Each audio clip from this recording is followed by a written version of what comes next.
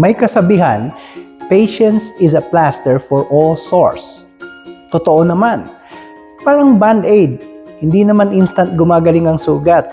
Pero kapag tinakpan mo, protected siya at may time para mag-heal. Minsan kasi gusto natin mabilis, agad-agad ang resulta. Sa trabaho, sa love life, sa goals. Pero kung puro shortcut, madalas mas lalong sumasakit. Kaya nga, yung patience ang parang gamot. Hindi siya flashy, hindi exciting, pero effective. Halimbawa, nagluto ka. Kung minadali mo, hilaw ang lasa. Pero kung pinabayaan mong kumulo ng dahan-dahan, nanunuot yung lasa, maganda yung result.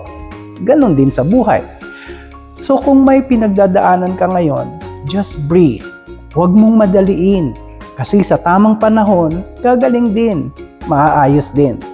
Kaya, smile ka na. Remember, patience works better than panic.